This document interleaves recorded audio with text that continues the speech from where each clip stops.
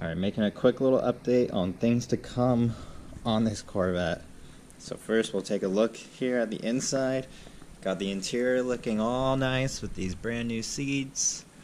And what really kills this interior, especially driving it now, is this ugly steering wheel. Really, it's not that ugly. It's just, it's wrecked. It's been sitting in the California sun for 20 years, destroyed the top. And the dash too, but that's going to be a whole other challenge and more expensive than just a steering wheel. So let's take care of the steering wheel problem. Now, I got this. This is a reproduction steering wheel, and I'm not entirely happy with the way it is. This reproduction wheel is actually 14.25 inches in diameter, and this wheel is 14 inches. Now, I don't know if this is the original wheel that this car would have came with, because normally all these cars had color matched to the interior steering wheels, so I believe this should have come with a white oyster color steering wheel. Who knows? Maybe someone changed it, or maybe it was an option. I really don't know. But if anything, I would believe if this was like something they sold on Eckler's back in the day. But I don't see anything like this on the market at all anymore. And the only, I guess, I would consider closest to original steering wheels are marked as in QP, which is not quite perfect, which they're more expensive than this wheel, a reproduction wheel. And then it's not even going to be perfect, so I don't see the point of that. Now, another problem I have is it said black leather wrapped with satin brush spokes, and these spokes are definitely not satin. These are like a nice brush finish, polished look, so I actually really like how these look. But this black, this is more of a satin flat black.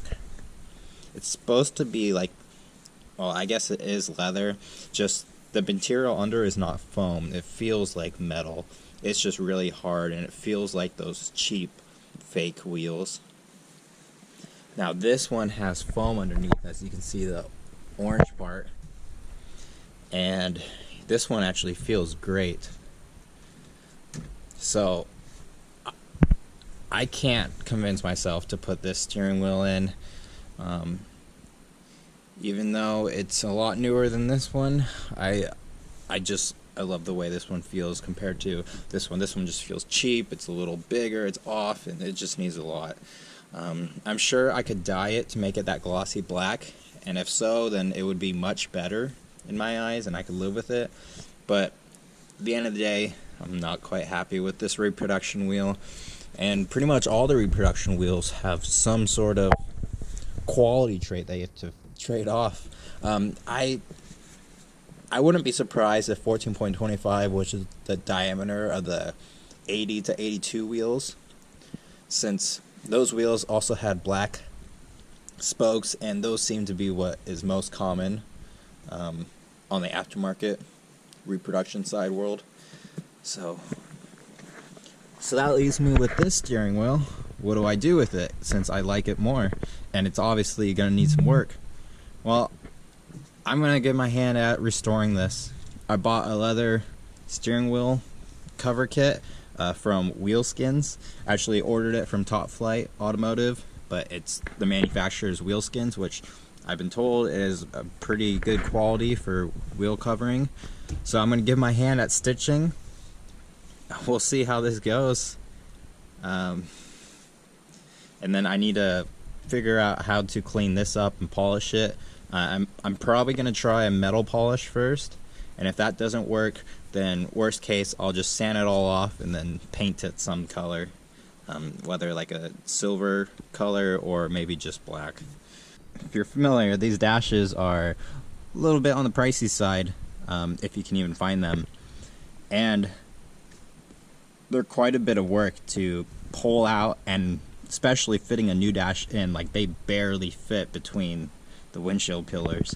So that's going to be a whole other task down the road.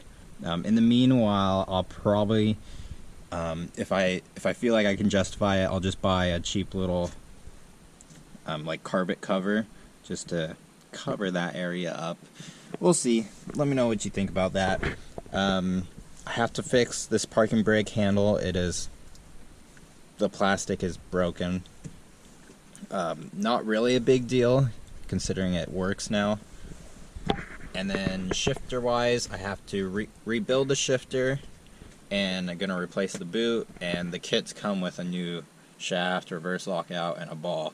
And the ball is black, and actually kind of like the black ones more. I have felt this one in the heat, and this one gets really hot in the sun, so I won't be too upset about switching to a black style shifter ball. And next up, I'll show you these wheels. So this is the rally wheels under the covers that I have, the hubcaps. These are pretty surface rusty. They're a little pitted in areas. So the right way is going to be to sandblast them and powder coat them. Now, I don't think I'll end up doing that, at least not immediately. My plan is to take a wire wheel, just kind of brush it all off and just paint it. Paint it this, I believe it's called Arctic Silver, and then I was told the backside's supposed to be black. So I think I'll go through and touch these wheels up. These rally hubcaps, they need some polishing and some love. Alright, inside my house here, and I picked up a set of side pipes and headers, and I absolutely scored with these. I found these on Marketplace. I drove about 2 hours to go pick them up just near the South Carolina border, and man, I scored. These are incredible. I got such a good deal, you won't even believe it. They're a little used. They're definitely going to need to be cleaned up. They were on a 1969 Corvette. Now these are not the 69 factory style side pipes. These are hooker headers and side pipes. Show you right here if you can read it. Hooker Super Competition. What a score. You're gonna need some cleaning up for sure. But man, the headers and the side pipes where they join have been together for so many years that we tried hammering them out and they just weren't coming out. Now I've heard you can install them and uninstall them together, but I'm gonna give another go at whacking them apart. I've since read up some methods, so I think I'll be able to get them apart no problem. No cracks, nothing. And then hooker style has the little ridge to help seal for the gaskets. We got one bolt in here because bolts and headers don't really go along. It's always a struggle. These are a lot bigger than you think. I believe they're 4-inch, and man, they are massive. So I just got to buy the gaskets, the exhaust manifold gaskets, and then the mounting kit, and clean these up. My plan is to send these out to be professionally ceramic coated, so I'm sure they'll have to be sandblasted and then ceramic coated after that. But I got such a good deal, even after paying the professional to completely refinish these, I'm still under what these would cost brand new.